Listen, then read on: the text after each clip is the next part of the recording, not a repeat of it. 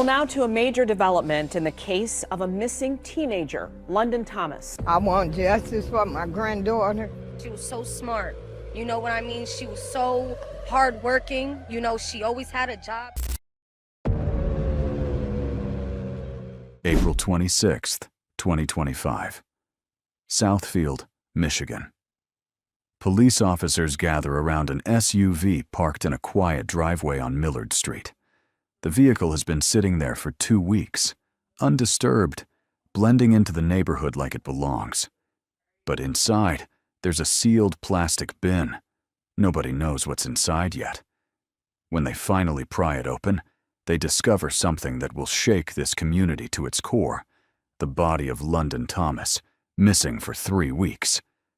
But here's where this gets darker. The person who helped move that bin, who transported it across city lines and placed it in that SUV, wasn't some random stranger. It was the mother of the man accused of killing her. A 49-year-old woman who allegedly looked investigators dead in the eye and lied to protect her son. She's dropped off at her ex-boyfriend's house on Carlisle Street in Inkster, wearing pink Crocs, black leggings, and a dark hoodie. She walks toward the door. That's the last time anyone sees her alive. What really happened inside that house? Why did a mother help hide the evidence? And how does a girl with her whole life ahead of her end up sealed in a bin, hidden in plain sight, while her father walks through woods calling her name? Welcome to Shadows of Crime, where we dig into the cases that'll keep you up at night. Hit that subscribe button right now, smash that like, and share this with someone who loves a good mystery. Drop a comment and tell me, where are you watching from today? Let's get into it. London Thomas was 17 years old, a senior in high school with everything to look forward to. She had her prom dress picked out, so graduation was just around the corner. On the left side of her neck, she wore a colorful butterfly tattoo. Bright, bold, a symbol of transformation and freedom. Her friends said it matched her personality perfectly. It was supposed to represent the life she was building, the woman she was becoming. She never got the chance to see where that transformation would take her. London grew up in the Detroit area, attending Beach Elementary School and later Hilbert Middle School. The people who knew her during those years remember a girl who was always smiling, always working hard. She was so smart, you know what I mean? She was so hardworking, one friend recalled. She always had a job. She was so smart. You know what I mean? She was so hardworking. You know, she always had a job. London wasn't the type to coast through life. She put in real effort. She cared about doing things right. Another friend, voice breaking, said, she had so much ahead of her. She was graduating, going to prom. It's just sad that all her life was taken away from her. Usually not even the type to cry, and I was crying in tears last night. These young girls out here got so much ahead of them. She was graduating, going to prom.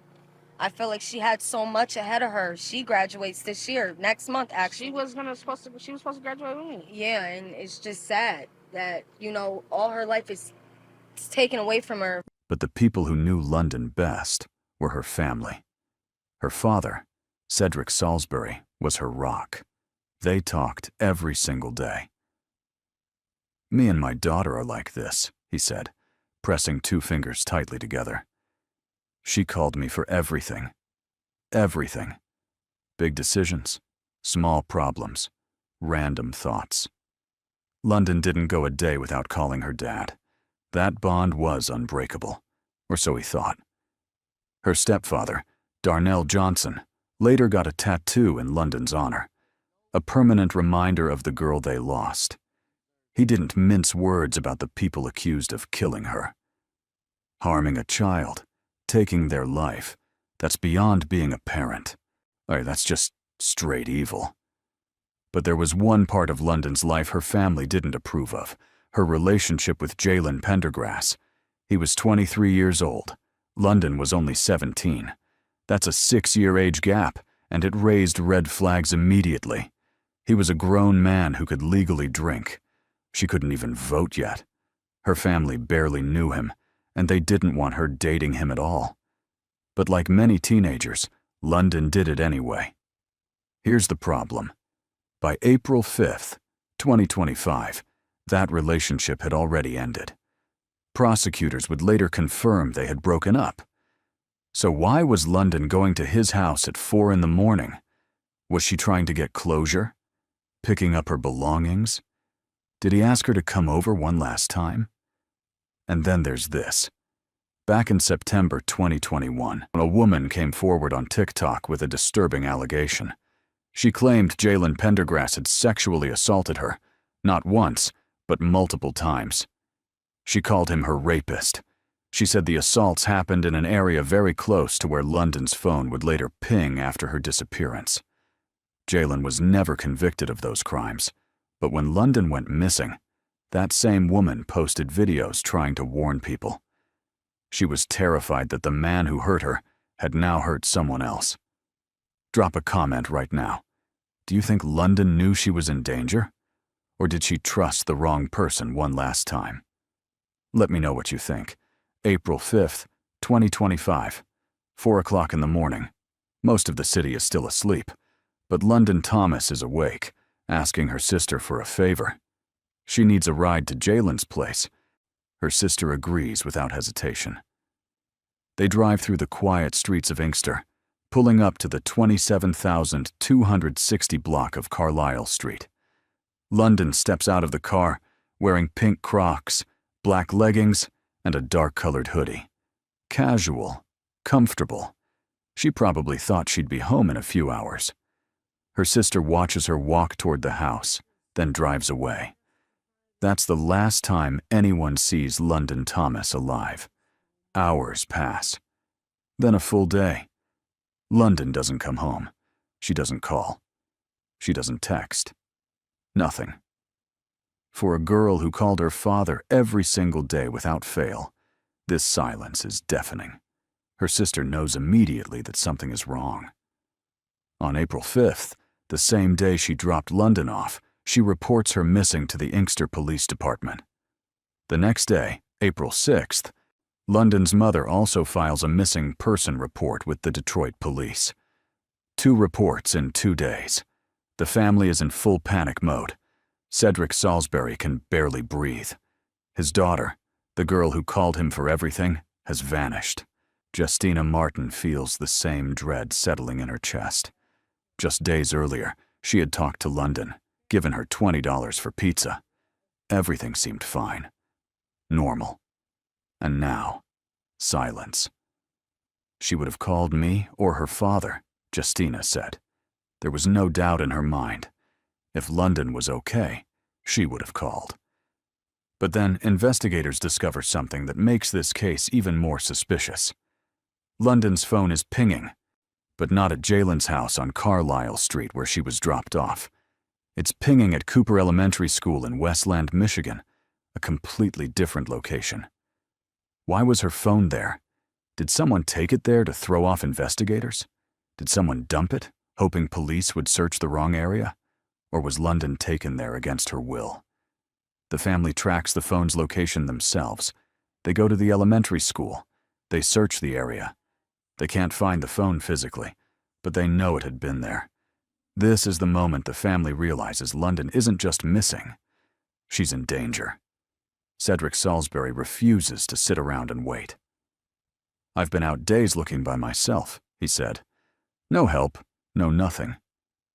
But soon, he's not alone. The family organizes search parties. They print flyers with London's picture, her bright smile, that butterfly tattoo on her neck, the pink Crocs she was last seen wearing. They post on social media. They reach out to everyone they know, and even people they don't. And the community responds. Friends show up. Family members show up. And then something incredible happens. Strangers start showing up. People who had never met London or her family. People who just saw the posts on Facebook and wanted to help. People who believed that every missing person deserves to be found. Cedric is overwhelmed by the support. "I don't even have a social media presence," he said. "So it just took me by surprise. Everybody came together. It was heartwarming. And it was a blessing. The search focuses on the area near Cooper Elementary School in Westland, where London's phone had last pinged. Volunteers comb through woods. They search wetlands. They check abandoned trailers. They look in places most people wouldn't want to go. One volunteer described to the scene, "There's a lot of woods, it's definitely creepy." But they keep searching, day after day, week after week. Justina Martin makes an emotional plea to the public. "I just want whoever got her to return her, or let us know where she at." Cedric speaks directly to London, hoping somehow she can hear him. "I'm trying. I'm looking so hard to find you. I love you. Please call me, and let me know you're okay." But there's no call, no text, no sign of London. The flyers go up all over the Detroit area. London's face is everywhere, on telephone poles, in store windows, shared thousands of times online. London's aunt spoke to reporters, and you could hear the frustration in her voice. "All of these lies just to push us away from what we're trying to do. What did you do with her? You were the last person seen with her." All of these lies just to push us away from what we're trying to do. And more stuff is coming up. And then you have people coming from any and everywhere to want to direct you into different directions. That's what's bringing my sister down. We don't need all of that. We just need to know right here, what did you do with her? You were the last person seen with her. What's going on and where is she at? It was a simple question. A fair question. If you're innocent, if you have nothing to hide, why not just tell the truth? Why not help the family find her? But Jalen stayed quiet, and through it all, one question haunted everyone. Where is London Thomas? The answer was closer than anyone realized, and it was more horrifying than anyone could have imagined. April 6th, 2025. One day after London Thomas disappears, while her family is printing flyers and organizing search parties, while Cedric Salisbury is walking through woods calling his daughter's name, something else is happening. Something cold. Something calculated. Charla Pendergrass, Jalen's 49-year-old mother, picks up her phone and makes a call. She dials a male friend, someone she trusts, someone who won't ask too many questions. She has a favor to ask. "Can you help me move a sealed plastic bin?" That's it. That's all she says. A sealed plastic bin. She doesn't say what's inside. She doesn't explain why she needs help. She just asks if he can move it for her. And here's the thing that still haunts this case. The friend says yes. No questions asked. He just agrees to help. Think about that for a second. A sealed bin, unknown contents, and he just agrees. 5 days later, on April 11th, the friend shows up. He picks up the bin.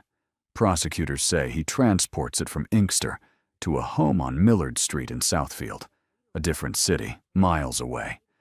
He carries it to an SUV parked in the driveway. He places the bin inside. Then he leaves. The bin sits there, sealed, hidden in plain sight, parked in a driveway like it's nothing, like it's just another piece of junk someone is storing in their car. But inside that bin is London Thomas, a 17-year-old girl who has been missing for 6 days. A girl whose father is walking through wetlands calling her name. A girl whose grandmother is praying for a miracle. And while the family searches, that bin just sits there, day after day, week after week. Meanwhile, law enforcement is starting to close in. The FBI gets involved. This isn't just a local missing person case anymore. Multiple agencies are working together now. Inkster Police, Detroit Police, the FBI, Michigan State Police. They're all coordinating, sharing information, building a case. And their focus keeps coming back to one person, Jalen Pendergrass. The boyfriend, the last person to see London alive, and the man whose house she went to at 4 o'clock in the morning and never left. Nearly 2 weeks after London disappeared, law enforcement makes their move. FBI agents, ATF officers, Inkster Police, and possibly Detroit Police descend on Carlisle Street, the street where Jalen Pendergrass lives, the street where London was last seen. They have search warrants. They're going inside. Neighbors watch as officers surround the house. Vehicles block the street. This isn't a casual visit. This is serious. Investigators are looking for evidence. DNA evidence. Electronic evidence. Anything that could tell them what happened to London Thomas. They extract data from phones, text messages, call logs, digital footprints that could reveal the truth. And according to reports, they find something. When investigators question Charla Pendergrass, she tells them a story. She says she saw London leave the house alive on April 5th. She says London walked out. She says London left on her own. But phone records tell a different story. Video footage tells a different story. London never left that house alive. Charla Pendergrass looked investigators in the eye and lied. She tried to cover up what happened to London. She tried to protect her son. The evidence is clear. Phone records don't lie. Video footage doesn't lie. In May 2025, about a month after London's body is found, police make an arrest. Charla Pendergrass is taken into custody. She's charged with lying to a peace officer in a violent crime investigation. The case seems solid. The family finally feels like justice is coming. But then, in August 2025, something unbelievable happens. The charges against Charla Pendergrass are dismissed. Dismissed. The reason? A legal technicality. Charla had lied to an FBI agent. But according to Michigan law, an FBI agent is not considered a peace officer. The statute defines peace officers as local and state law enforcement. Federal agents don't fit that definition. So even though Charla clearly lied, even though the evidence proved she lied, the charge can't move forward. The case is thrown out. Imagine being London's family in that moment. Imagine watching the person who helped cover up your daughter's murder walk free because of a technicality, because of a legal definition. The frustration is unbearable. The anger is overwhelming. London's stepfather, Darnell Johnson, had suspected Jalen and his mother from the beginning. It's always been heavy on my mind that they were involved somehow. Some way, he said. Now his suspicions are confirmed, but the person who helped hide London's body is walking free. But investigators aren't giving up. They know Charla is involved. And they know Jalen is involved. They just need to build a stronger case, a case that can't be dismissed on a technicality. So they keep working. Countless hours of investigation, going through evidence, interviewing witnesses, building a timeline, connecting the dots. Pause for a second. If you were in Cedric's shoes, what would you do? How would you keep going? Drop your thoughts in the comments.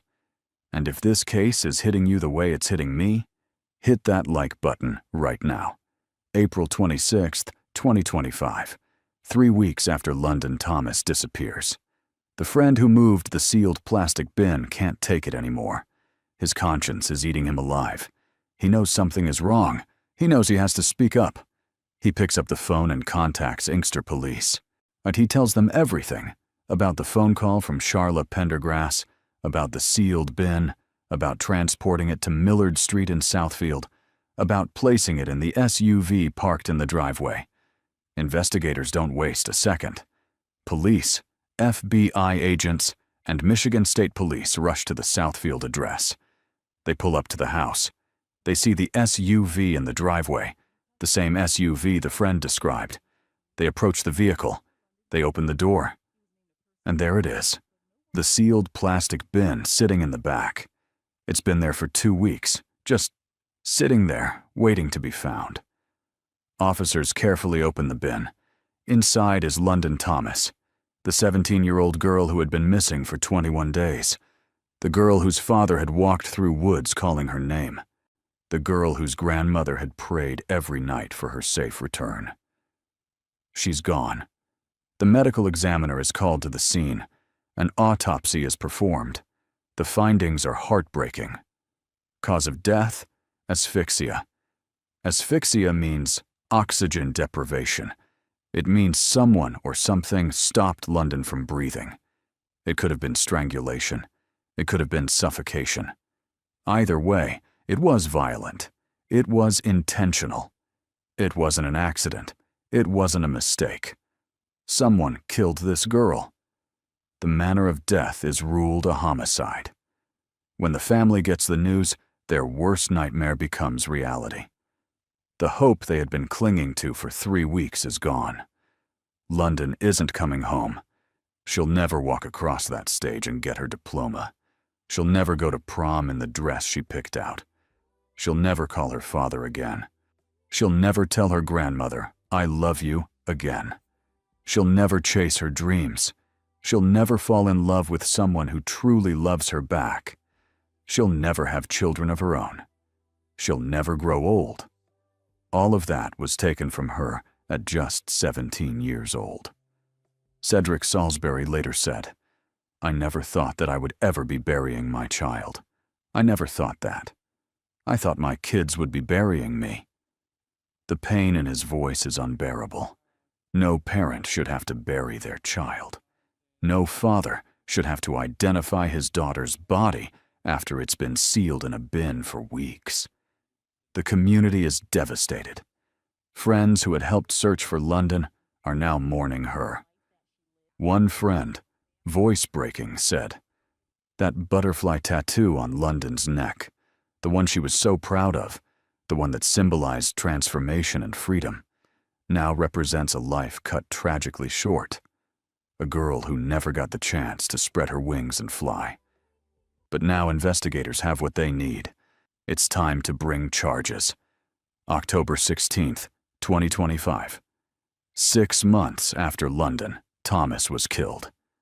Wayne County Prosecutor Kim Worthy stands before the media and announces the charges everyone has been waiting for. The charges that London's family has been praying for since April. Jalen Pendergrass, 23 years old, of Inkster, is charged with second-degree murder and tampering with evidence. Charla Pendergrass, 49 years old, of Clawson, is charged with second-degree murder and tampering with evidence. Both of them, mother and son, both accused of murdering London Thomas and covering it up. Both facing up to life in prison if convicted. The next day, October 17th, 2025, both defendants are arraigned at the 22nd District Court in Inkster. They appear before a judge. The charges are read. Bond is set, and the courtroom is packed with London's family, waiting to see what happens next. Jalen Pendergrass is denied bond. The prosecution argues he's too much of a risk. He has another pending case out of Oakland County for making a false report of a felony. While out on bond for that case, he was arrested for driving under the influence, though he hasn't been charged. His defense attorney, Adam Clements, argues that the Oakland County case is weak and likely to be dismissed, but the judge isn't convinced. The severity of the murder charges and his existing legal troubles warrant remand without bond. Jalen is taken back into custody. Charla Pendergrass is given a $5 million cash bond, a substantial amount reflecting the prosecution's assessment of her culpability and flight risk. The prosecution argues that she engaged in an extended campaign to lie to police when she was first questioned. If she somehow posts the bond, she's ordered to wear a GPS tether, prohibited from leaving Michigan, and can't possess weapons or alcohol. Through their attorneys, both Jalen and Charla maintain their innocence. Adam Clements, Jalen's attorney, tells reporters, "While it seems so many have already arrived at the conclusion that he is responsible and that he's the killer, I hope people will let the evidence play itself out and respect the process." Charla's attorney, Terry L. Johnson, questions the evidence and the timing of the charges. Sounds like the same recycled case from April, when they couldn't prove anything then. "And I don't believe they will be able to prove anything now," he says. "We've gone through this twice. We started out in this court. It was dismissed. We went out to Romulus. It was dismissed. And this case, we believe, at the end of the day, our clients will be shown to a jury to be not guilty. But for London's family, none of that matters. After 6 months of waiting, after the frustration of seeing charges dismissed on a technicality, they finally have what they've been praying for: accountability. Cedric Salisbury speaks to reporters outside the courthouse. "It's been an emotional roller coaster," he says. "We just kept our faith. We believed this day was going to come. We all knew that they did something. And we're just happy that the light has been shown. Just so happy and thankful for this moment, because it's long overdue." Justina Martin is more direct. "I want justice for my granddaughter," she says. "I want them to get the maximum penalty they can get for my granddaughter. You can look at them and see something's wrong with them, mainly Jalen. I don't sleep good at night since this happened, because I've been praying for justice." London's story teaches us lessons that could save lives. First, age gaps matter. London was 17, Jalen was 23. That's a 6-year difference, a huge gap in life experience and power. If you're a teenager and someone in their 20s wants to date you, ask yourself why. Why aren't they dating people their own age? Often it's because they want someone they can control.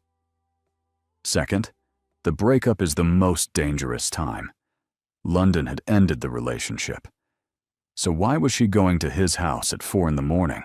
Was she trying to get closure? Picking up her things? Whatever the reason, that decision cost her life. When you leave, have a safety plan. Tell someone where you're going. Watch for warning signs.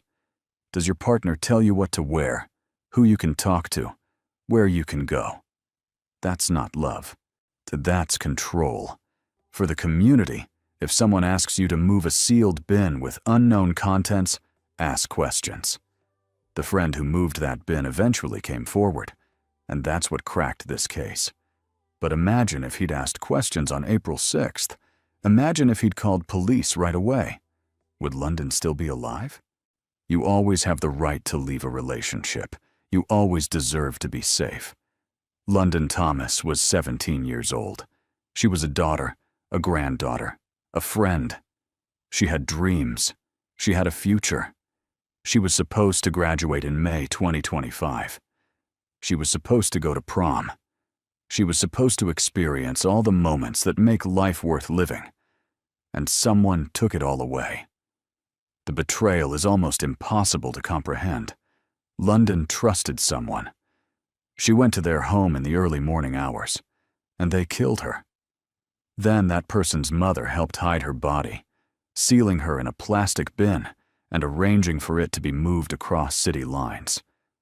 While London's father walked through woods calling her name, while her grandmother prayed for her safe return, her body sat in a driveway, hidden in plain sight. But London's story doesn't end with her death. Her family fought for her. They searched for her. They refused to let her disappear without answers. No verdict will bring London back. No prison sentence will fill the void she left. But accountability matters. Justice matters.